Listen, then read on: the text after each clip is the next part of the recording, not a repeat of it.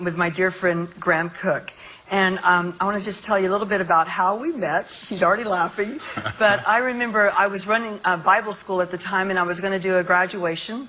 And I wanted to do a presbytery. And I just recently moved back from South Africa, and there were no prophetic gatherings. I was starving for the prophetic. And I said to Charles and Paula Slagle, I asked them, I said, do you know where any prophetic gatherings are? They said, well, actually, we have a friend that's coming from England. He'll be here at a little church in Fort Worth. I got the date, I got the time, and I lived like for that day. And when it arrived, I went to hear this man by the name of Graham Cooke. And I remember sitting in that little shotgun church. It was like a shotgun church. And hearing you speak, and I remember it just resonated because it was everything that had been in my heart, was in my heart. And it was like I heard the sound of my tribe. And I had been so starved for that, Graham, that from the moment I heard you, it was like, you know, you were my friend. And we've walked together in the things of God probably almost 25 years. Yeah.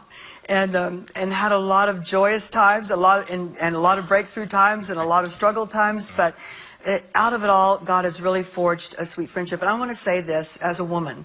I can honestly say, and I wrote this to Graham when I asked him to come here, and I said, Graham and Kim are two of my longest friends, and I could first say friends, that I've known over the years, and then especially friends in the ministry, that I know they love me, I know they have my back. As a woman, they have celebrated me, and they have stood with me, and so, you know, I cherish that, I value that, that's very dear to my heart. And this time, as Kim's going through all of these things, I just thought, because of some things Dena said as well, how special it would be to have you here, Graham. And I know that I originally said to write in questions, but the Lord has really strongly impressed on my heart that I feel what I really want to do today is to talk about the prophetic and just where we've come from. Because since I've known you, I mean, where we are now in the prophetic, it looks completely different from where we began. Thank the Lord. Yeah, thank the Lord. And I want to talk about that, Graham. I want to talk about where we are. I want to talk about the prophetic word, perhaps some of it that you delivered to Kim in this ministry, but also how to develop a prophetic word. What do you do with a prophetic word once you receive it? And so let's go first of all with the whole aspect of where are we on the timeline. I know I've watched you. How you minister now is not how you did it 25 years ago. No, that's right. It's very different. I think because when I started in England, there were only 6 of us who could even spell prophecy, let alone give one. And so we started really embedded in the culture of the day. And it wasn't until, a few years after that that I realized that, culture doesn't determine the prophetic. Come on, yeah. If anything, the prophetic determines the culture because it sets us up in the graces and the kindness of God and the plans and purposes. And God's plans and purposes, they're going to change everything. Mm-hmm. You think you're on a plan till God speaks, and you realize, I need to take a plane to where God's plan really is. It really is. And so when we started out, there was only one way of doing things. Mm-hmm. And I gradually realized that I actually didn't fit that way. Yeah. Because it seems to me like most prophetic ministry, the way it's done and the style is more aimed at extroverts. It's true. And I'm an introvert. So it follows that I would do prophetic ministry differently because of how God made me. Yeah. And so I've been pushing against this kind of style thing, that everything has to be a platform approach and rather than just a lifestyle approach. Yeah, thank God, yeah. And that everything has to be almost extreme. And so you get different versions of extreme until in the end, nothing is extreme. It's just stupid. Yeah. I so get it. Because you're at this decimal and everybody feels like the more sound, the more power, the more louder, right. Then God must be there. And that's a culture. That's not the truism of how the prophetic works. Yeah. It's just cultural. And we can step outside of that and do things outside of it. So really that's what I've been experimenting with. What year did you begin really stepping out in it? I think 70s? it was 1671. I don't want to date you, but I know you were pioneering it before there was a lot of it going on. It was in the 70s. In the 70s. And so for me, I always put myself in England at that time, and some of the dynamics of local church, you know, a lot of the apostolic was starting to come to the fore and really prophesying and stepping into that. In England, they were doing the prophetic and apostolic almost like simultaneously at the same time. Yeah, totally. And it was a great time because we were all experimenting and thinking, and and so many of the practices that I learned in the 2 apostolic teams I was a part of are still with me today. Yeah. And have almost not changed, because the things we learned were so foundational. And we just haven't been able to improve on them. Give us a couple examples. Well, just the way in which we would build things. We started think tanks. Mm-hmm. So, and a think tank basically is a construct where in every area of church, you choose an area and you ask the question, where do we want to be in 3 years' time? Yeah. And then, so you go out there and you start looking at the territory. Because God always works from the whole to the particular. Yes. And then back again. Because He wants you to know what the journey looks like going out there.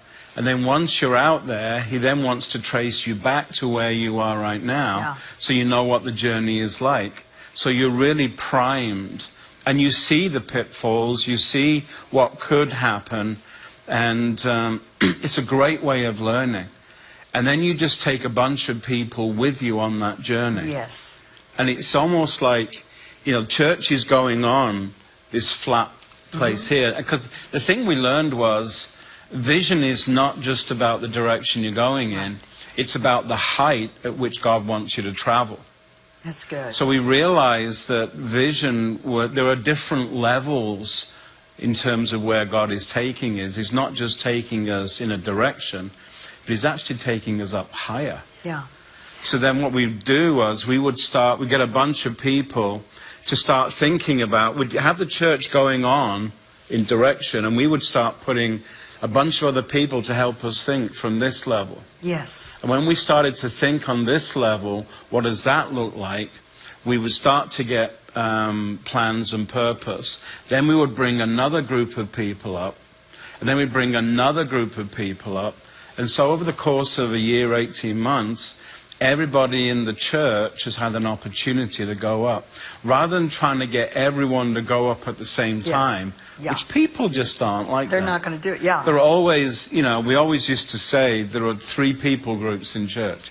Initiators, enablers, and resistors. That's what you taught me all those years ago. So we would actually start a construct where the early adopters, the initiators, could come straight away. Right. They were people ready to do something. Then there were a whole bunch of brilliant people who wanted to help to do something. So you'd major on those 2 groups. And then finally, with the resistors, you'd change the balance of power almost, because now you'd be operating at this height and this, this level. And so then people would come up. 2 different kinds of resistors.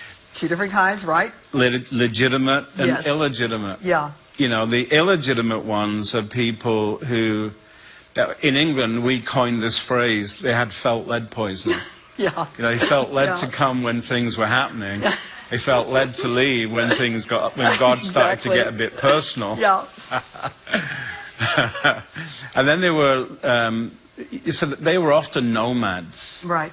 They would come, they would go. They had no intention of joining with what God was doing. They just wanted to challenge everything. Whereas the other resistors, they just never heard of it being done this way, and they just wanted to understand. Illegitimate. Sometimes just a new believer is a wonderful, legitimate, drain upon our resources. Exactly. Because they don't know anything, so they're learning stuff. So it's good to go at that speed with some people. So you have to create two levels so some can move at speed and some can learn how to catch up. Yeah. We're assuming everybody knows this, but I just want to say this. And in this time, there was really becoming a challenge to not do church as usual. Right. But to be strategic in what kind of churches you were planting, and where you were planting them, and the people group you were planting them for, so that it was not just cookie cutter stamping out churches. And this is where the prophetic came in, and really being able to get the mind of God and working in company and team to do something that was very new. Probably it had been done before, just we lost our way, and God was beginning to restore it. So that when I met you, we had just planted a church. Or no, we had not yet. We were getting ready to plant a church. And when you came on the scene, you started challenging everything we'd ever known, which it was the greatest stretch I've ever had, you know, and being able to really, and not just superimpose England on us. Right. And that's what I always loved about you, Graham, is that you never just came over and just, you know, automatically superimposed England. You got think tanks together for us to see, well, what is God doing here, you know, and in this now moment. And I love that in the beginning stages, you know, where that was really laid and layered into me, and really caused me to think outside the box of what local church is like and looks like. And how the prophetic plays in. And even then, although we were seeing the prophetic within the confines, and I don't want to say confines, within the local church, simultaneously, at the same time, we were exploring what the prophetic looked like in everyday life. Right. Exactly. Hearing God as a lifestyle. As a lifestyle. And started to understand that, you know, that God doesn't speak to us. He speaks in us. Yeah. You know, he doesn't speak to our head. Why would he speak to the hardest part of us? He lives in our heart. He speaks in our heart because he's got an apartment there. I love that. He's got an apartment there. I love that. He's got a condo in my heart. I love that. So he speaks in our heart, and then that rises up into our conscious mind and changes us, because Scripture doesn't always separate mind and heart. Most often it puts them in the same place. Interesting, yeah. You know? So so then we began to hear the Lord speaking to us about the people round and about us. Yeah. You know, so it would be normal just to go and chat to somebody, and, you know, and then people started calling it prophetic evangelism. Yes. Like, we've got to put terminology around it. I know. Why do we do that? Why do we do that? Why don't we just do life? Just do life. And not put those constructs Labels, around it. Because then everyone gets into ministry mode. Yes, and not life mode. You know, and then people started calling it the supernatural, which honestly annoys me intensely. And that's why I love you. Because God isn't remotely supernatural. Yeah. It's perfectly normal for him to raise the dead, heal the sick, and talk to people about their future. Come on. He's just being himself. He's just being himself. So why do we have to put these tabs on everything? Like, is this our way of owning it or something? Or is this just a boxes it, a mindset we begin to box that we have? it, you know, and then it confines us. And then people came along and started saying, you know, well, you need to think outside the box. And the box you just built? And then you need to think beyond the box. And I'm thinking, it's the kingdom. There is no flipping box. There is no box. There's no spoon. There is no box. Because if you're thinking outside the box, then you're in one. Yeah. So get out the box is the first thing. Because it might just be a coffin. Yeah. So, God forbid. Let's get out of that box, dude. And realize that it is for freedom that Christ has set us free. Yes. So let's not have any boxes. Let's just live, you know, free. Yeah. You know, Grandma, let's explore. I'm going to tell on myself because, you know, I came out of a church where the pastor was not really a pastor. He was more of an evangelist. And he was the type that was fiery. Thus saith the Lord. It was back in the days of thus saith the Lord. And then I went over to South Africa, and, you know, I got several flavors of prophetic over there. And Kim was a strong influence in my life. And then we come back to America. And then, you know, I'm doing my thing in the prophetic. And then I meet Graham.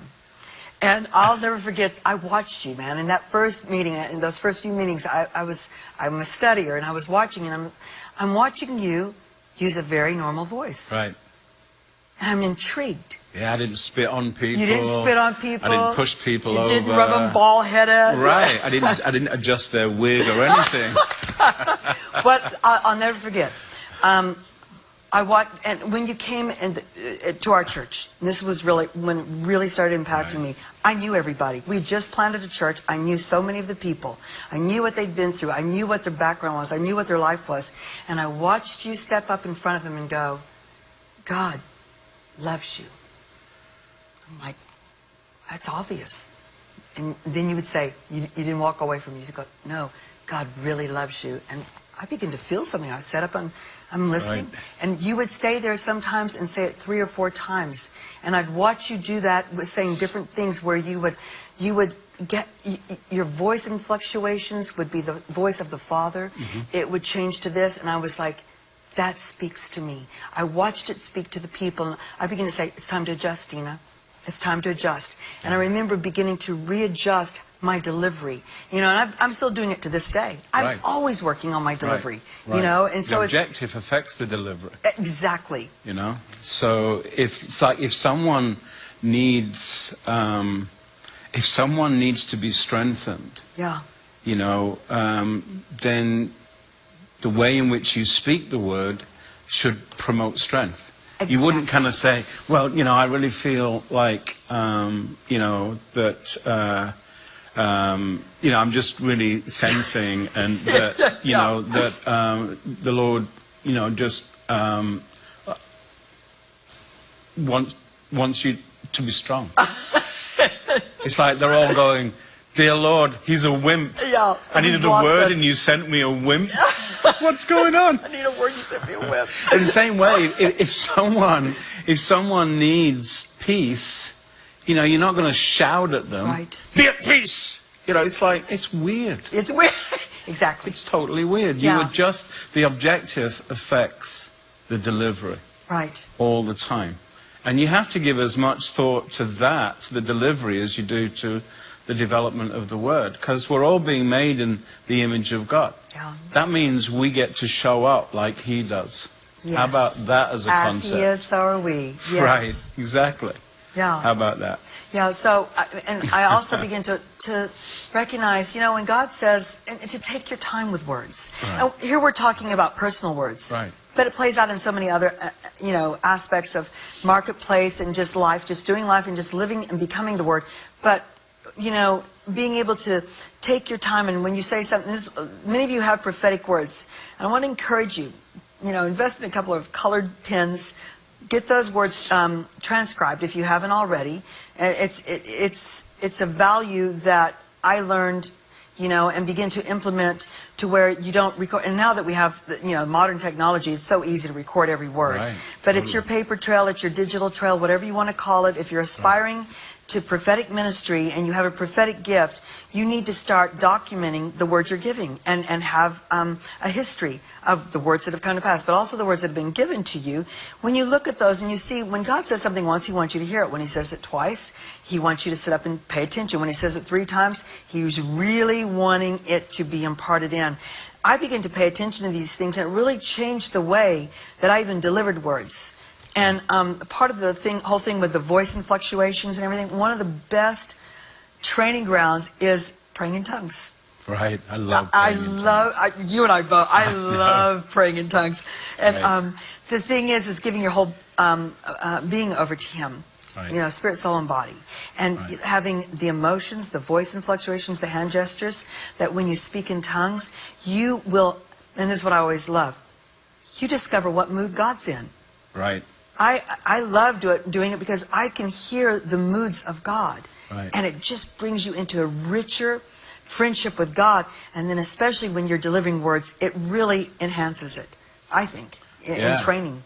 I love the fact, you know, God's always in a good mood. Yes, yes. You just don't know whether he's feeling comedic. Yeah. Or super, you know, intellectual. Yes. Or, you know, whatever. Just warm and gracious, always kind. You can hear it in your voice. Totally. When you give yourself over to him. Yeah. And it impacts people. Right. It matters, you know, how we deliver things. I know that you used to give a lot of personal words, and so did Kim. There was a period of time, listen, I love telling stories. When I used to travel with Kim back in 1982, however long ago that was, when he first started stepping out in Word of Knowledge and calling names out, he'd get it so wrong. It would be the most bizarre names. And I would be sitting on, he laughs when I tell this, but I would be sitting on the front and I'd just start sliding down. I'm like, oh, please, God, please help me get it right. But then he would nail it, and I would watch it happen right before my eyes. Right. You know, and watching him not be afraid to make mistakes. Right. And that's, you know, learning. I've pastored the prophetic for years. And when I say that, it's the prophetic people. Not every place thinks in that realm or talks like that, but prophetic people need pastoring. They need to be refined. They need to be loved. They need to be encouraged.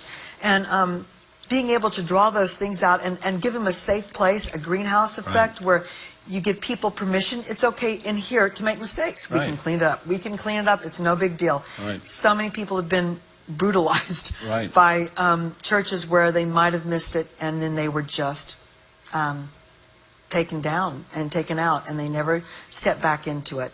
And that kind of thing breaks my heart, because I want to encourage everybody, you know, that are listening to us even today. We'll pray before we're done here, to be able to step out in the things of God and go for it again. But there's guidelines, there's safety nets, and there's all kinds of things. But yeah, there's a safe place where you can exercise that gift, I guess is what I'm saying, right? There should be. There should be about anything, really. I remember in the early days of doing School of Prophecy, some of my students were getting, I thought, seriously abused by leadership, and like being told, yeah, I feel like I've got a prophetic word, can I give it? And the pastor will go, only if you're right. No pressure, no pressure. There. So I actually took one pastor for a coffee and said, have you ever made any mistakes in teaching? And he went, oh, I could tell you a few stories. I said, right, did God ever tell you you can't preach? You can only preach if you're doing it right? No. He went, no. So I said, well, please don't do that with my students, man. Good for you. Yay. Because it's not fair. They're learning. Yeah. And, you know, great leaders help people to learn. Yes. And we don't, for my way of thinking, when you do something for the first time, you can't make a mistake. Because you haven't done it before. You haven't done it before. So everything That's should good. be about learning. So really we should be teaching, if we're mentoring people, we should be teaching them to love the learning. To love the learning process. Not be afraid of making mistakes, because let's not do anything from a negative. Right. But let's learn to love the learning instead. Yeah. So love the learning. So what did you learn? What would you do different? Okay, so you would do that different. Well, that's great. So I want you to love that piece of learning and practice it. And then, you know, when something else happens, what are you learning now? Can you tell a brief version of Three Stooges? Oh my gosh. Three Stooges. I had, when I first started doing School of Prophecy, someone said to me that I was the first person in British church history to do School of Prophecy. I don't think that can be right, but anyway. Yeah. I had tons of opposition. So there were three guys in particular who really felt a calling of the Lord to bring me down, you know. So I would like arrange to do a school in a particular city in England. And these guys would come months beforehand and get the whole city stirred up. They'd visit every church. And, you know, this guy's coming, he's a demoniac. You know? And it's like basic things like, you know, if your people are going to go, tell them, don't look in his eyes. Oh my gosh. Right? And don't receive any prophetic words, and don't let him touch you, and all this kind of stuff. And a friend of mine, I was doing one at a friend's church, and he rang me up like about 4 weeks before. Said the whole city's in an uproar. Everyone's saying you should cancel this thing, you know, postpone it, whatever. What do you think we should do? Everyone's getting mad. And I said, I'll call you back in an hour. So I went to the Lord and I said, Lord, what are we going to do about this? And the Lord just said, tell him to put more chairs out. So I got back on the phone and I said, Dave, the Lord says, put more chairs out. He went, what? It's like, it was so high, only dolphins could hear him, you know. It's like, what? I said, Dave, put more chairs out. So he did, and the place was packed. And these guys would come, and they would be outside the church or whatever, with these placards with my picture on it. I didn't mind the placard, but I really hated that photograph. You like those pictures? That was the worst photograph. You know, I look weird, like I've just come out of some psychiatric unit or something. And then they'd be out there, you know, and handing out leaflets, you know, with these like 10 commandments. Don't look into his eyes, don't let, you know, all this kind of stuff. And then they would come in and put the placards at the back of the meeting and sit right in the front row. Yeah. Looking like the Brothers Grimm. Yeah. Ready to catch you. Each one with a notebook and a freshly sharpened pencil. And they'd be taking notes about it. And then they would start this newsletter. And they would put in it all the mistakes they felt I'd made in teaching and everything. And I cried out to the Lord, Lord, kill them. Like, I wanted to kill them and FedEx them to Jesus without a return address. And I said, kill them. Well, he ignored that one, so I modified it to maiming. Maiming, just maim them. Just break their writing hand or something. And then I had this dream. And in this dream, we're in the throne room, and I'm sat on the throne, on the arm of God's throne, with my arm around his shoulder, my legs over his, you know. I love it. And we were just heads together, just chatting. And he just said to me, great, do you want to see something? Always. Yeah. So he just says something off one side, and an angel walks in with this, like, sack truck, and a huge block of marble about 6 feet high, about 4 feet wide, 3 feet deep. And he sets it down, and the Father looks at me and says, what do you think? I said, it's beautiful. He said, want to see something else? Uh-huh. And Jesus walks in, looks at me, winks, and digs his finger into the marble and sketches out this figure in the marble. And then steps back and, like, blows on his finger, smiles at me, and walks off, you know. And the Father just says, so what do you think now? I said, it's great. What is it? He said, well, we'll get some sculptors in and they can make it. So he gives this command, and it's just like 3 pairs of arms, just from the fingertip to the elbow. Yeah. And each hand was holding a hammer and a chisel. And they start, like, chiseling this figure out. And the Father says to me, you know, great, it'll go faster if you encourage them. So, like, being terribly English, was going, come on, chaps, all power to your elbow. The Lord looks at me and says, that's so not going to work. You need to be, you know, voluble, Graham, just up the decibel levels.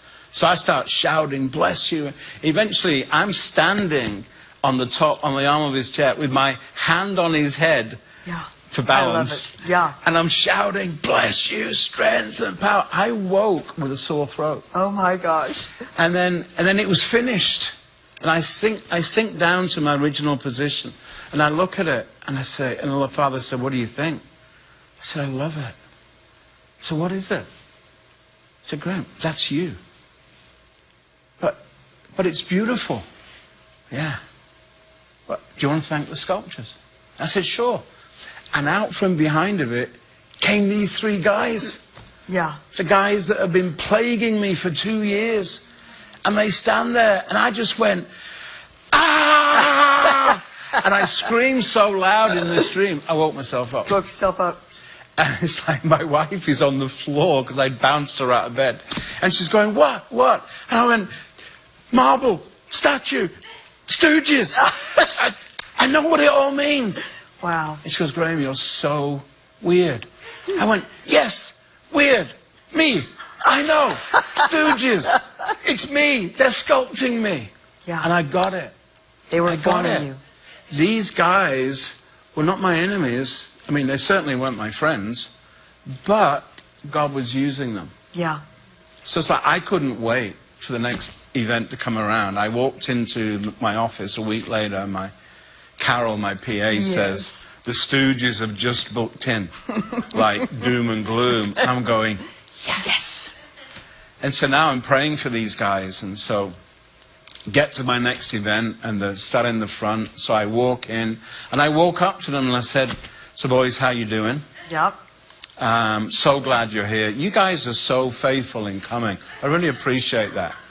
And you could feel the look at them all going, "He's drunk. He's lost his on mind." something." Yeah. You know? But it didn't bother me anymore. Right. Because now I knew why they were there. You studied extra hard. You made sure everything was in place because they were sitting there, you know, judging everything. So, I mean, I've been in those places. And many of you that are watching, the reason I'm getting Graham to tell this story is because some of your worst resistors in the prophetic, where you felt like you've been treated wrongly and probably were, you know, but instead of seeing it through the eyes that it's the very thing that can shape you and letting it turn for that, I really feel like just even now, as he's been telling this, many of you are it's coming together, and you're going, "Oh, you know what? I can really approach this differently." It shifts you how you look at your hardships. Right. You know, they were grace growers. They were grace growers, and they made you a better teacher, a better presenter in every which way. And I love the part about working with it. Instead of resisting it, being up, you know, be the one who's cheering it on, because it's quickening a growth in you to become what God has purposed for you to be. So I've always loved that story, because it's just a great story, and that dream is just brilliant. You know, I think the brilliant thing too is that I've got used to the fact that there's always going to be at least one grace grower around my life. Yeah. And, you know, so, and I'm probably the grace grower for somebody else, right? So there's always going to be, so now it's like, this is a part of my development. And if I can flow with it and work with it, I can change faster. Yes. And it doesn't have to be as difficult. Thank you. That's my saying, is I turn into it. Right. The minute I know what's going on, I turn into it. I don't care how painful or uncomfortable it is. The sooner I turn into it and quit going around the mountain, the sooner I take the Holy Spirit's hand and say, "Let's do this. What's my role? What do I need to do?" And it brings a quickening, and you go from glory to glory. You take the next level of the mountain. Right.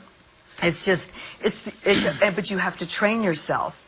It's a training yourself into that response. That's that's what the Holy Spirit does. He's your personal trainer, just to really help you. Hey, this is us, by the way. Can you stop binding the enemy? Because it's not him. This is us. This is about us shaping you. And I remember one day the Holy Spirit saying, "Graham, it is impossible for you to grow into the fullness of Jesus if everything is going well." Yeah. It's impossible. It's impossible. You know, you're going to need some patience. Patience does not come on a good weekend. You know, patience, it grows in the most unlikely soil. Kindness. Yeah. Kindness, you can't grow in kindness if everyone's being sweet to you. So true. You know, you need to practice kindness on the people, you know, that get right up your nose. Yeah. Or on your last nerve. You know, in light of you saying that, let's move into this, because Kim and I sat there about a year ago and began a conversation about the prophetic word you gave him. Yeah. And he was very candid. People, if you've never seen it, you can go on and look it up. You know, it's in the archives. But it was a very telling moment. In fact, it was a very precious moment, because as he's telling the story about the word you gave him and how the contradiction that began, and he knew it was coming. He knew it was coming. And that's what you're talking about, is, you know, in that season of contradiction, when everything is going contrary, how are you going to respond? What is your response? You know, as he's telling that story, I'm sitting there, and all of a sudden, I remembered a prophetic word you gave me. I'd completely forgotten, like 20 years ago. And we both were having an epiphany, and I was like, "Oh my gosh, Kim, I just remembered a word Grant gave to me about doing media and TV." Right. And I said, and here I am with you right now doing this. So you've been dearly loved, talked about, and referred to many times on this show, and with Dena just a few weeks ago, talking about what your word has meant to the family and to Kim. And it's a place they're warring from. And I want to talk about warring with your prophetic word. You know, I believe we're in a time right now. You know, you have full circle moments in life and kingdom, and it's a rhythm. I don't know how else to explain it, but I feel like we're in a moment where words you gave me, I was telling you this earlier, 20-something years ago, are just now starting to come to pass, like now. Right. And I feel like that's happening for a lot of people. I feel like there's words people have forgotten about. If they go, pull them up and begin to look, you would be encouraged and there would be new life breathed into you. I believe we're all stepping into this moment, and God's bringing a quickening and a breath on words that we've been carrying for many years. Right. And this one that Kim received from you is a powerful word right now to be warned from in his behalf. Yeah, 1 Timothy 1:18 says, by these words previously spoken over you, fight a good fight. Yeah. By these prophecies, fight a good fight. And it's normal, for when you get a prophetic word, for your life to go in the opposite direction. Yeah. And normally the reason for that is because the Lord knew your life was going to go in that direction, so he gave you a prophetic word to hold on to. And most people challenge the prophecy with their circumstances instead of challenging the circumstances with their prophecy. You need to say it one more time, because I think it's a new concept for some people, honestly. So I just say it one more time. Most people challenge the prophecy through their circumstances rather than doing the opposite, using the prophecy to challenge their situation. Like when I gave my friend Tony a word years and years ago, and I'd been on tour in Germany, and the Lord said, it was my day off, and I said to the Lord, what do you want to do today? And he just said, let's go and buy the most expensive bottle of wine we can find. Not a hardship. Okay. I'm a good European. We do that stuff, So we went out. There's 4 great wine stores in Wiesbaden. And anyway, I ended up buying this bottle of wine, and then it cost around £250. So that was 20 years ago. That's a lot. So it'd be heck of a lot more now. And I take it back in, and it's like I'm almost manifesting over it, and put it in my little wine cellar. And 2 months later, I'm going into our apostolic prayer meeting. And the Lord said, take that bottle of wine with you. And I'm going, what? So I'm doing dolphin speak now. And so I take it. And I get there a little bit late, and Tony's just sharing. You don't get to be apostolic leader of 4,000 plus churches and not have some heartaches. Right. So he's sharing about some, and then we start praying, and the Lord tells me to give him this bottle of wine. And you know what Tony's like. He can take a sip of wine and tell you what time of day the grapes were picked. Exactly, yeah. He is astonishing. And so it was a real cartoon moment, because I showed him the label, and his eyes almost came out on stalks. And I start prophesying to him about God saved the best wine till last. So good, yeah. About the next years of his life are going to be this, and this. And, everyone was crying, tears and snot everywhere. Yeah. We could have bought shares in Kleenex that meeting. And brilliant. And then 6 months later, I'm on holiday, and he calls me and says, I said, hey, how you doing? And he said, not so good. I've just been diagnosed as having cancer. I remember that. It's malignant. Yeah. I've got 6 months to live. Yeah. So he said, so I went, whoa. I said, then I remembered the prophecy. I said, but Tony, you got a prophetic word. He said, yeah, that's why I'm calling you. What do you think I should do? I said, well, when I gave you that word, God knew you had cancer in your system. Right. He knew it. That's why he gave you the word. So, your condition doesn't contradict the prophecy, because the prophecy came first. Yes. So this is what I would do. I would get that word transcribed. It was taped. We had Walkman. Yes, the little Walkman. Little Walkmans. And so it was taped. I said, I would get everybody in the church to have a copy, and then to listen to it, and just keep saying, Lord, you said, Lord, you said, Lord, you said. And then I would write it out, and every day I would read the prophecy to the Lord.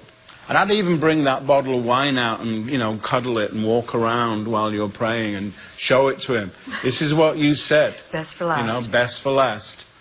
And so we did. The whole church went to war using that prophecy as a sword. Southampton Church. Yeah. It was like, how many? It was like, well, close to 1,000, several hundred. Yeah, it was around about 1,200, 1,400. That's what, okay. Yeah, yeah. So everyone went to war using that prophecy as a sword. And it was brilliant because it was one heart, one mind, one voice, one spirit. Yeah. Everyone's in agreement. And so I gave him the prophecy in May. He was diagnosed in end of June. And the next January, he got a completely clean bill of health. And it's still... And they'd said, you know, not only you're not in remission, we actually can't find the cancer. Yes, yes, yes. I love it. And then he said, so when we hear the news, it's, yay, everyone's, you know, hollering and shouting and crying and laughing. And that same day that he gets the call that you're cancer free, he calls me up and a second time and he says, what are you doing tomorrow night? I said, nothing. He said, take a cab round to my place. I said, why can't I drive? He said, because you and me are going to open that bottle of wine. Yes. And we're gonna, you know, I want you to come around at 5.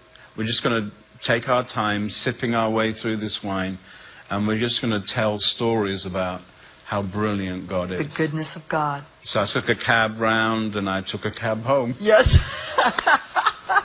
Okay, so if I could just do this, let's bring it home here, because I feel the people's heart right now, especially House of Destiny. These are people that are so behind and 100% committed. They love Kim and his family. They love this ministry. They love the team. Right. You know, they have stood with them for over these past months. Yeah. You know, we've come full circle and finished one lap of the race, Gray, and and Kim is getting ready to run the next lap. You know, I just finished speaking on the working of miracles and healings because this next lap now is gathering ourselves to see him go through his restoration and his therapy, you know, so that, you know, God has a plan. You know, there's unparalleled favor on this man's life. Right. His best years are still ahead of him. Right. Absolutely. And for this House of Destiny and all of us to get on board. We have been on board. I'm not saying we have. Everybody's been in agreement, praying and believing. But I really feel, that's why I felt to do this, you know, instead of questions and answers, because I really feel right now the place we're at with Kim's ministry is we're getting ready to give the next push, and it's time to do warfare with the prophetic word that was given him. They'll put those notes in the info tab so you can go and click into it, and then you can get that, and we can start pulling together and getting even more intentional about the promises that have been spoken in that word. I know it really brought life to Dena at the most difficult time of some of Kim's journey in this past months, when he was at his all-time worst, you know, and she got a hold of that word, and it just brought life to her. And you know, many of you have words where you are at a difficult time in your life, and I think some of you have even forgotten the promises that have been given to you. But if you would be able to go back and get them right now and begin to look at them, I posted something. I'm just going to tell this real quick, and we'll wind it up. I posted something on my Facebook not too long ago about a word that Kim had given me. I've been working on that word, and I say working on it the past year. I'm not striving. Right. I'm not wringing my hands. You're curious. I'm not trying to. Yes, I'm excited. I'm leaning in, going, okay, these are things that are conditions. You'll say you'll do this when I do this, and some things he didn't even say, but I know in order for this to happen, I have to get this done, and this is something that I'm working on. So, you know, when we develop our prophetic words, and this would be a whole nother show, but when we develop our prophetic words, you have to go in and look at the sequence. You have to look at the timing, the tenses of words. You have to look at the anointings, the callings. You have to look at the things that God says, the promises. I'm going to do this, but I need you to do this. When you do this, I'll do this. It's loaded. It's layered. And sometimes you don't know the full picture. You just have wide brushstrokes. But even with a wide brushstrokes, you can begin to pray into that. And you say, Lord, I know the first step. He'll always give you the next step. That's never hidden. That's not a mystery. You might not have the full word, but you have a next step that you can begin to step out on. And as you begin to step into that, he unfolds more. And there's like numbers, there's research you can do about, if God tells you you're like a Caleb, then you need to go in and study Caleb. Right. You need to, why am I like a Caleb? Why am I like a Caleb? Right. You need to know. Don't just mentally assent. Don't mentally assent. Go back to the scriptures and read it. You will see things that you forgot, and God will illuminate it, and you'll go, that's me. I get it now. I know exactly what you're telling me to do. These are parts of the prophetic word that just because a prophetic word is given doesn't mean it's going to come to pass. Right. Right? And it'll come to pass in God's time. But here's the thing. You have to, prophetically, you have to adjust to God's time frame. So you're walking with someone who thinks that 1,000 years is like one day. So a prophecy he gave you 20 years ago is roughly 29 minutes. So 20 years is nothing to the Lord. He still remembers that awful green sweater you were wearing when he spoke it over you. Yeah. So these are, it's the unfold. I always call it the unfoldings of God. Yeah. You know, Yeah. It's that he begins to unfold it, and all those months and years and times ago when he first gave it, he was already into today. Right. You know, and he will equip every one of us to be able to step into it. And I believe that, like I said, we are in a season, we are in a full circle moment where we need to go back and look at our boards. And I'm going to say something that I don't want to unsettle anybody. I always go back and reevaluate the prophetic in my life. I go, prophecy is the best life insurance ever. I Really. go, and I look because at it tells you you've got an outcome beyond the situation. That's what David took into the battle with Goliath. Goliath didn't know that Dave had a prophecy from Big Sam, that he's going to be king one day. David takes that prophecy into the... So when Goliath is going, I'm going to feed your body to the birds of the air and the beasts of the field, Dave's saying, I see your curse, I raise you 500. I'll feed you and all your friends. And he runs towards him because he knows that he can't die. I've got a prophecy from Samuel that hasn't come to pass yet. Yeah. So I can't die. So it sucks to be you right now. Because one of us is dying and it's so not me.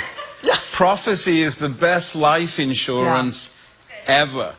Okay, but what I'm going to say is this, and we need to wind it up.